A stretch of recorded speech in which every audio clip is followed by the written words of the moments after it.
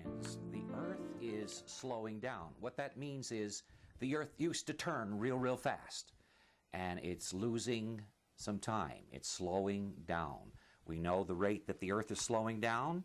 It takes 1 second longer for the Earth to make a complete revolution. That's 1 day every 18 months. 1 second longer. It's just taking that much longer every 18 months. That means it did its revolution 1 second faster. Let's go to 2 years instead of 18 months. It did its revolution 1 second faster 2 years ago. 10 seconds faster 20 years ago. 3,000 seconds faster 6,000 years ago, which, according to Ussher's time table, takes us back to the Garden of Eden. And that means that the day actually was only 23 hours and 10 minutes when Adam and Eve were in the Garden of Eden. And so it has slowed down since time passed.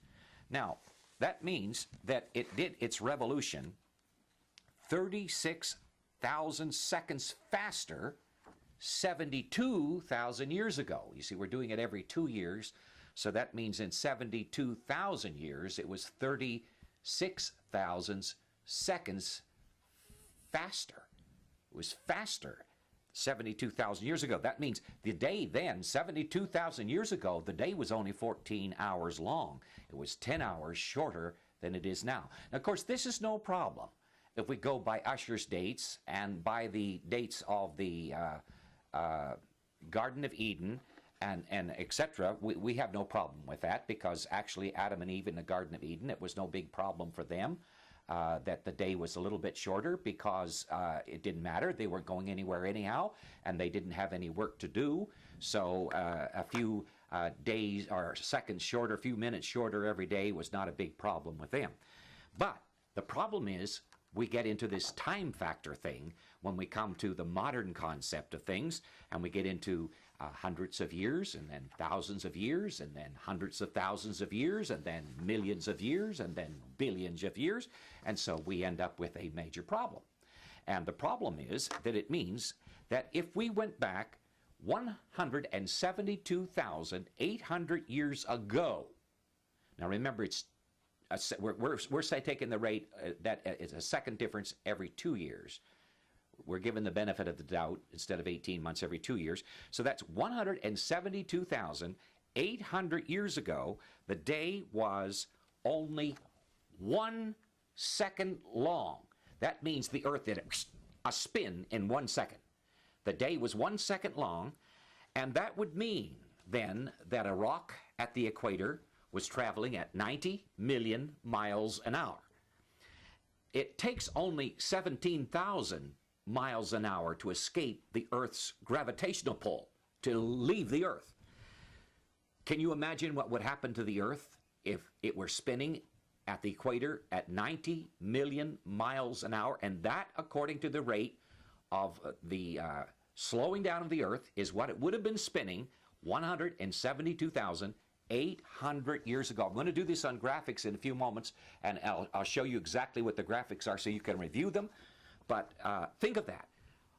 172,800 years ago, the Earth was spinning so fast that there was only 1 second to make a complete revolution.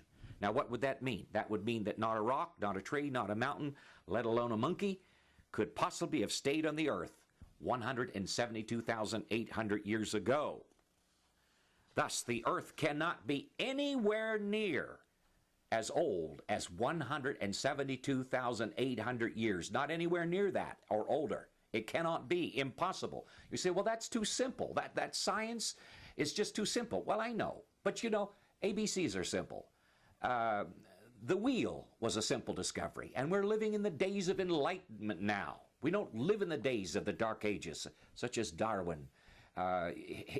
Remember that he just lived beyond the time when they thought they could cure people of most diseases by draining the blood out of their body. That's true. And the fact remains that our president, our first president, President George Washington, had a throat infection, and the doctors tried to cure him by draining his blood. And they drained 2, 3, maybe 3 quarts of blood, whatever, from him in a matter of a day or two, and he died. They thought that was the way to cure a disease. So remember that that was only about 50 years before Darwin. And so we've got to come out of the Dark Ages, friends.